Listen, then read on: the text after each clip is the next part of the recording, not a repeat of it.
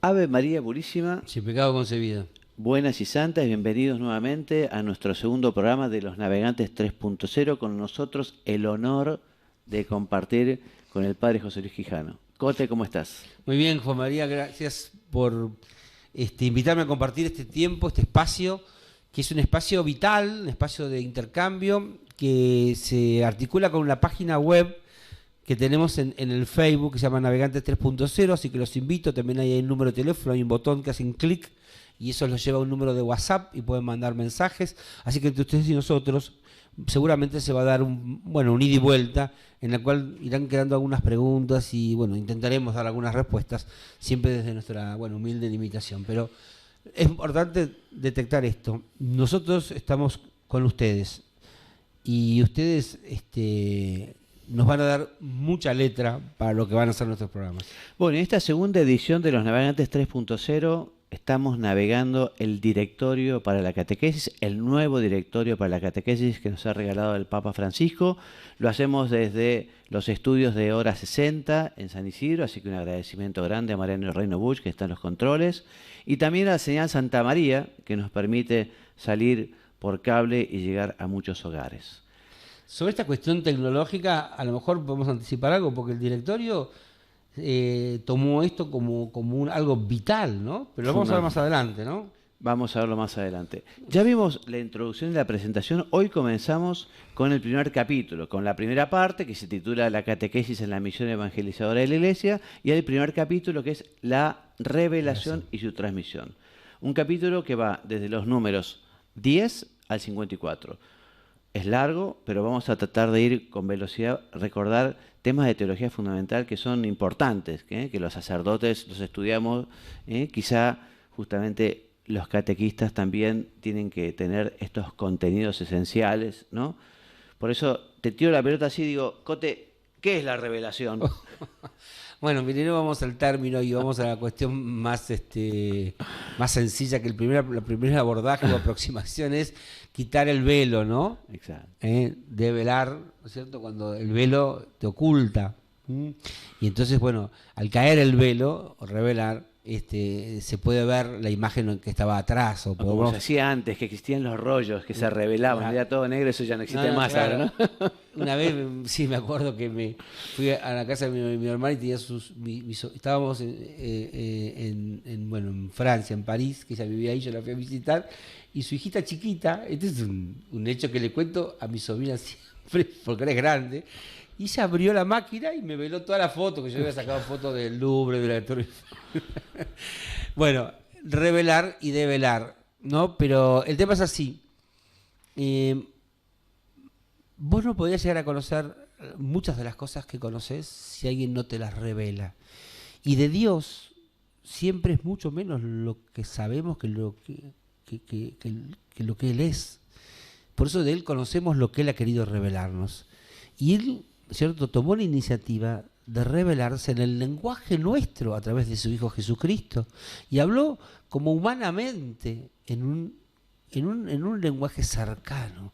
Por eso cuando Dios se revela, lo hace en Jesucristo, que es la plenitud de la revelación, y Jesús lo hace a través de hechos y palabras. El hecho presenta la imagen y la palabra explicita el hecho. Miren cuando uno dice, te quiero ilustrar, y cuenta, no sé, te muestra una imagen, dice, esto es como si fuera tal cosa. Pero explícame un poquito más. Entonces la palabra viene. La palabra, ¿no?, de Dios también revela el misterio de Dios. Y la palabra es viva y eficaz. No es como cuando uno lee un libro de palabra de letra muerta, un libro de historia, sino que la misma palabra leída actualiza la revelación de Dios, que se sigue de alguna manera expresando y manifestando. Yo te estoy hablando, ¿no es cierto? Y vos estás conociendo cosas que estoy diciendo de mi interior, porque la palabra va llegando a vos. La palabra nace del silencio e impacta en tu silencio. Pero no para destruirlo, sino para conmoverlo y que vos alcances un nuevo conocimiento. Bueno, y esta revelación que comienza desde la creación con Adán y Eva, que no se interrumpe después del pecado original, como nos decía Cote, llega a su culmen con Jesucristo, ¿no? Que Él manifiesta y muestra que es Dios con sus milagros, con sus profecías, y especialmente lo muestra con su propia resurrección, ¿no? Entonces, esta revelación justamente nos permite conocer quién es Él, porque Dios se revela a sí mismo, y nos permite conocer cuál es su designio de salvación, qué es lo que Él quiere para los hombres, qué es lo que quiere para cada uno. Y esto es algo por lo que tenemos que agradecer. Te cuento, Cote, que en mi primer examen que yo hice cuando empecé a estudiar un poquito, a los 18 años, algo de revelación y de estos temas de teología, ¿no? En un examen que me tomaron, me preguntaron cuáles son las fuentes de la revelación. Entonces, porque uno dice, bueno, ¿y dónde está la revelación de Dios? Y la revelación de Dios está fundamentalmente en la Sagrada Escritura y en la tradición, ¿no? Bueno, y yo, que era Nobel, que sabía poco, entonces dije, bueno, eso sí lo sabía. Yo puse, sí, la revelación está en la tradición y la Escritura. Pero se me ocurrió hacer un comentario. Pero claramente la Escritura es mucho más importante porque está escrito. En cambio, la tradición, como viene de boca en boca, de boca... Hereje, me puso en el examen, hereje, ¿no? Porque la tradición, ¿no? Que es justamente la enseñanza de Dios que nos llega a través de esos canales, ¿no? También la palabra de Dios es tradición, ¿no? Está dentro del cauce de la tradición. Entonces uno dice, bueno, ¿dónde está la revelación? La revelación está en la Sagrada Escritura y está también en la tradición, en las enseñanzas de los padres de la iglesia, y en la vida de la catequesis, la vida de la iglesia. Sí, sí. Y es justamente el magisterio. Contale un poco a la gente qué es esto del magisterio, que es esa función de la iglesia de enseñar y de cuidar. Bueno, vos recién mencionabas también al pasar rápidamente como Dios también se revela a través en un medio natural, ¿no es cierto? Que es la misma naturaleza, también habla de Dios. O sea, para descubrir lo que se revela, ¿no? Hay que tener ojos, oídos, corazón que lean la revelación. Porque por más que yo te quiera revelar los misterios más profundos, si no logro en vos, ¿no? Que vos interactúes en este diálogo, la revelación va a quedar como algo que pasa de largo por tu vida. Por eso la revelación nos involucra, la revelación, ¿no? Nos hace interlocutores y ella nos compromete a una decisión de aceptarla o dejarla. La revelación no es solamente una manifestación de algo que yo me entero como un turista que saco una foto, sino la descubro como un peregrino en la vida que la incorporo para llevarla por todo el camino. Dios se revela con muchos medios y se revela en la vida de la Iglesia. Y la vida de la Iglesia queda plasmada en los documentos de su magisterio. Y en el magisterio de la Iglesia hay distintas jerarquías en las propuestas que la misma Iglesia hace, ¿no? No es lo mismo una afirmación dicha al pasar que una expresión de un papa cuando habla ex cátedra, ¿no?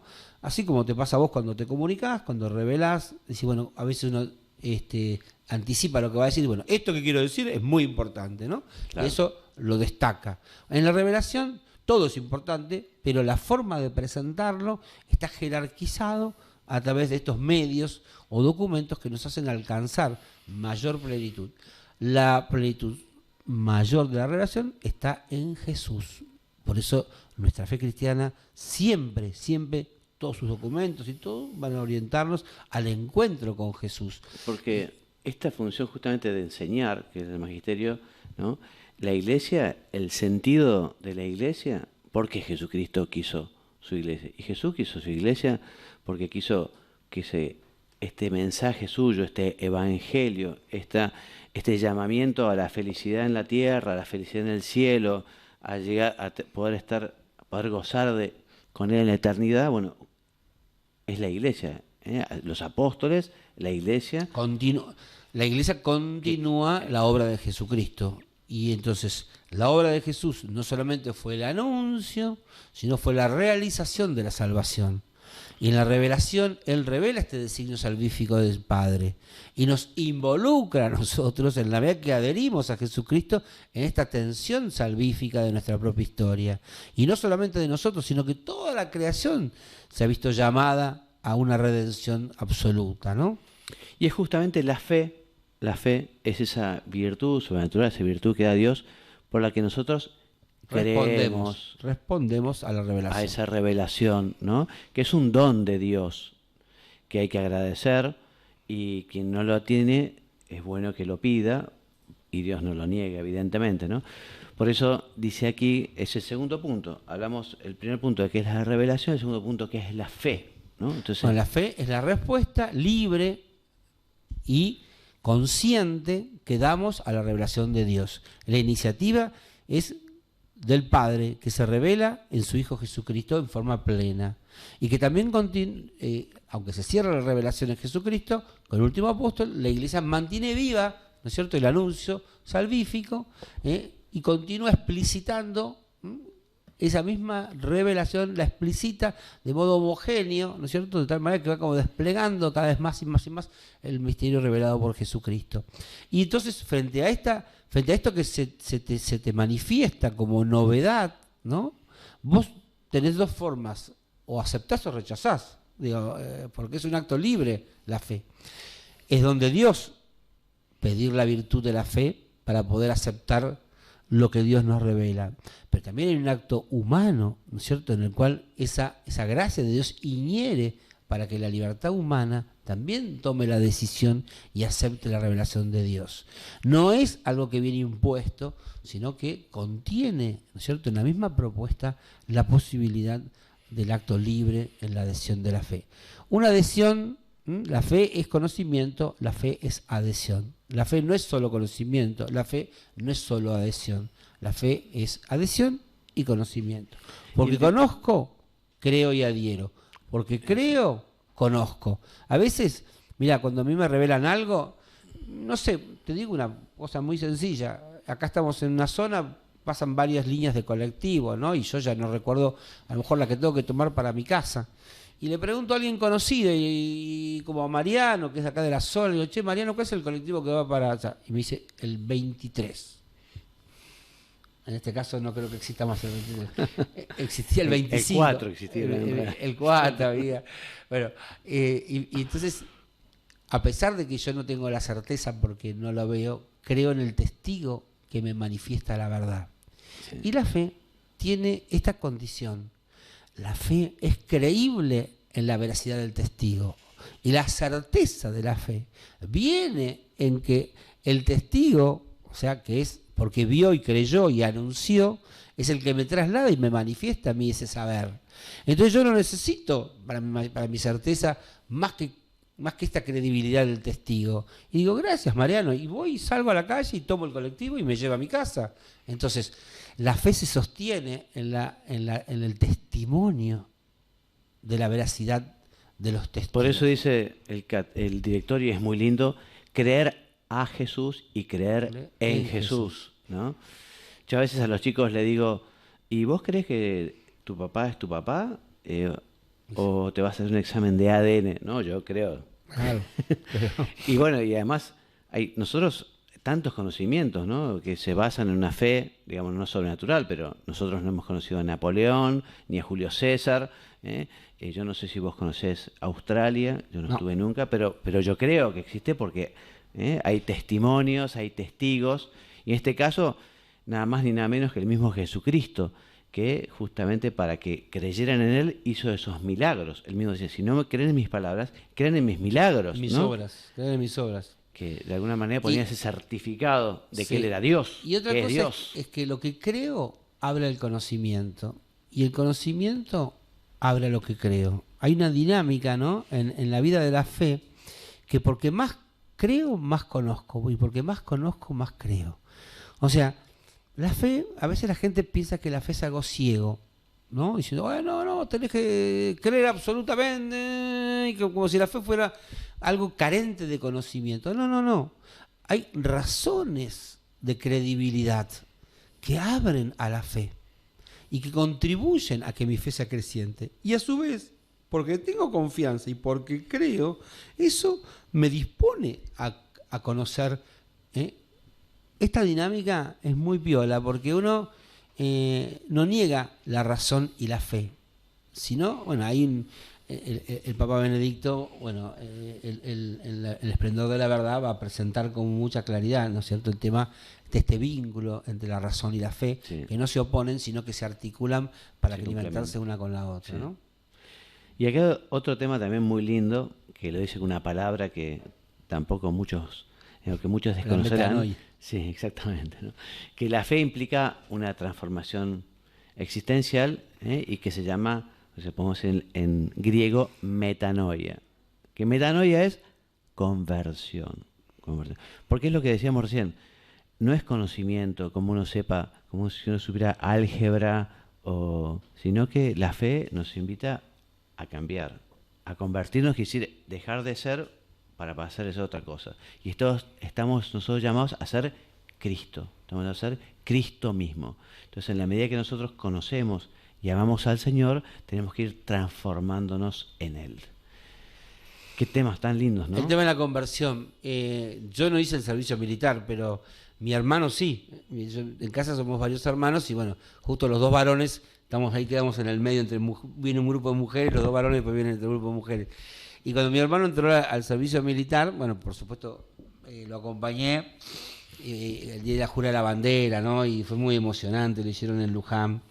Y entonces iban marchando, y entonces me acuerdo que había un, no sé, el sargento, no sé quién sería, que daba la voz de mando, ¿no? Y entonces decía, conversión a la derecha, ¿no? Conversión a la derecha.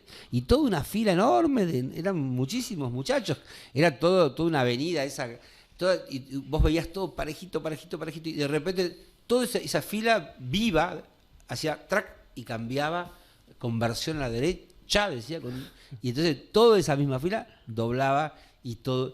La conversión es un cambio, pero no un cambio por el cambio, ni un cambio porque pongo esto acá y lo pongo allá, y lo que estaba allá lo pongo acá, y si cambio todo para que nada cambie, sino que es un cambio transformador, es un cambio perfeccionador, cambio perfectivo, un cambio que mejora.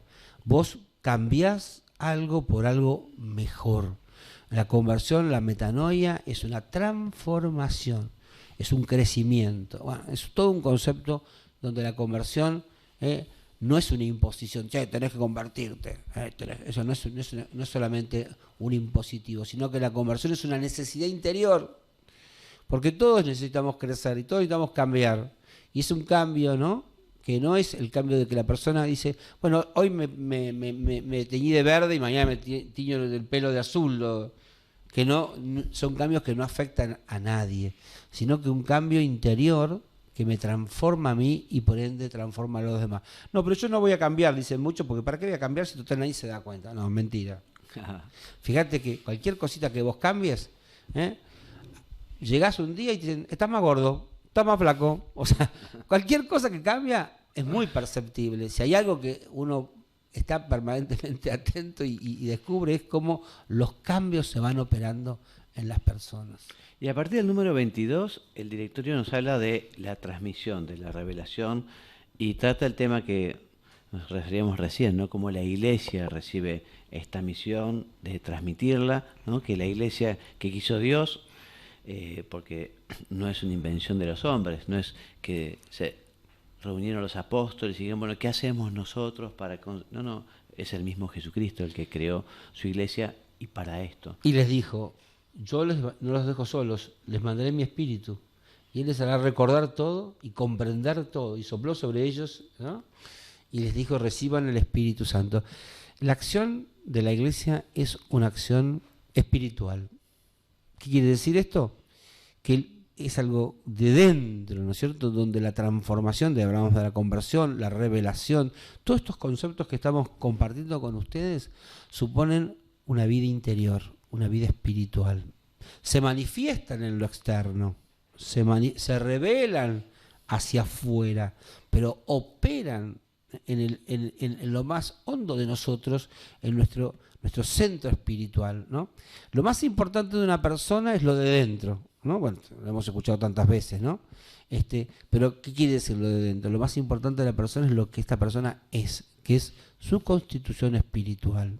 Por eso cuando se debilita el espíritu interiormente, cuando se debilita la persona, tiene que sobrecargar lo externo como para poder encontrarle sentido, porque el sentido profundo se ha disipado, se ha perdido.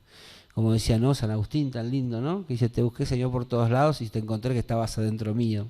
A veces uno busca como loco y en realidad lo que tenemos que hacer es ver la hondura interior. La acción evangelizadora es una acción espiritual. Y es muy lindo lo que dice en el número 30, cuando nos dice que en Occidente utilizó la palabra salvación, ¿no? En cambio, en Oriente se habla de divinización, ¿no? Entonces, por eso dice, bueno, ¿por qué Dios se ha hecho hombre? Decimos aquí, bueno, para salvarnos. Para que el hombre llegue a ser Dios, afirma el Oriente, ¿no?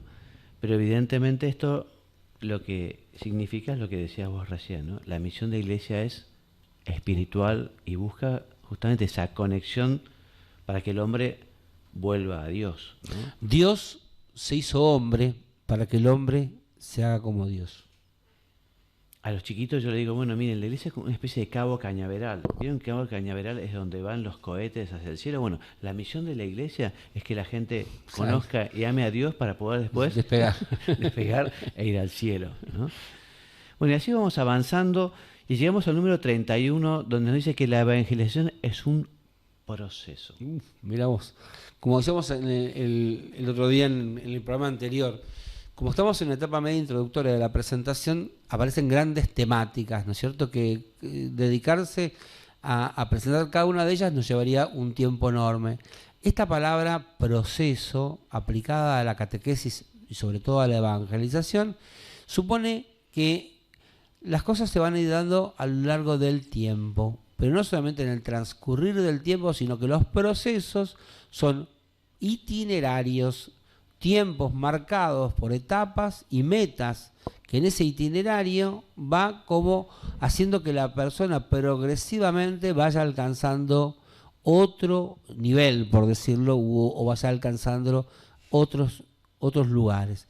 Los procesos los tienen los seres vivos, las plantas cumplen un proceso que estamos acostumbrados a contemplar el proceso, los ciclos, y no nos asombra.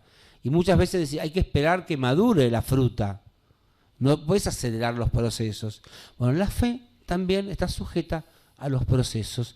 Y la evangelización está dada y se desarrolla a través de este itinerario que hay que delinearlo, ¿no es cierto? Porque no va a ser un itinerario tan así derechito, lineal, claro, tan lineal, sino que tendrá como sus marchas y contramarchas, sus idas y vueltas, y bueno, intentar esto que yo les compartí también, creo que en el programa anterior, la posibilidad de reiniciar varias veces, claro, ¿no? y además hay muchos itinerarios, porque una cosa es un niño que nació en una familia cristiana, católica, que la madre le enseñó las primeras oraciones, lo preparó para la primera comunión, ¿no?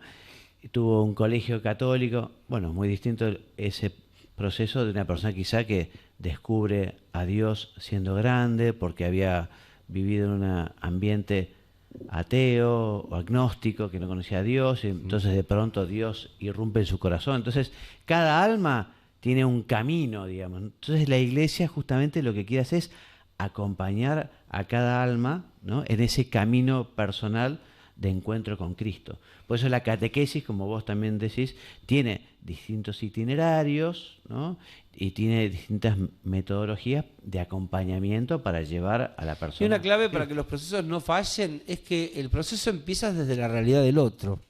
Claro. No desde lo que yo quiero que el otro haga. Claro. Mira, en casa, como te comentaba, somos muchos hermanos y entonces somos todos muy seguidos. Nos llevamos un año, ¿no? O sea, qué sé yo. Y entonces me acuerdo que una de mis hermanas en un momento me pedía que yo le ayudara en matemática. A mí matemática siempre me gustó. Y de hecho yo antes de entrar al seminario estudié economía, así que siempre me gustaban las matemáticas. Bueno, la cosa es que mi hermana había que enseñarle los palotes, o sea, era chiquita, estaba en la etapa inicial y yo ya estaba, no sé, en las fracciones, en los números, no sé, estaba avanzado porque era más grande, nada más que por eso. Y entonces yo quería enseñarle desde mi realidad y quería que ella, desde lo que yo sabía, Cuando en realidad la catequesis tiene este esfuerzo, ¿no es cierto?, de abajarse, como lo hace Jesucristo cuando se anonada a sí mismo, a bajarse y empezar el proceso, acompañar el proceso desde la realidad del otro. Eso. Y esto es un arte, o sea, no es solamente una técnica. Un papá que lleva a su hijo a la plaza y quiere que el chico juegue a la pelota, este ejemplo me encanta decirlo porque es un ejemplo que los papás uno los ve, le tira la pelota al chico, el chico patea torpemente porque no tiene ni idea. Entonces el papá dice, no, y le va dando pequeñas indicaciones y el chico termina pateando con dirección, con firmeza, con fortaleza. Lo inició en el gusto, ¿no? Y después entonces socializa en una segunda etapa esa iniciación. Con lo cual, ustedes van viendo que ese chico es un pequeño proceso. Por eso la palabra acompañamiento en la catequesis es tan importante, ¿no? Nos está quedando poquito tiempo, un minuto Sí. para terminar. Bueno, hemos avanzado bastante en este primer capítulo. Teníamos Ya- una propuesta muy ambiciosa, eran Sí. 54 puntos. Que Por había que eso, hacer. pero ya hicimos más de la mitad, así que, y los hemos hablado bien, tranquilo, así que pienso que ya en el próximo programa terminaremos el primer capítulo, a ver si conseguimos a 2 programas por capítulo, sería un buen ritmo. Bueno, Bueno, gracias por todo, Cote, me encantó el programa, muy agradecido, nos despedimos. gracias a todos ustedes y acá estamos, ¿no? Llámenos, conéctense, pónganos preguntas. La vez pasada les dejé un desafío. Ahora quisiera dejarles otro, que es ¿no te sentís llamado a ser catequista? Muy bueno. Y que Dios los bendiga y los haga muy santos. Amén.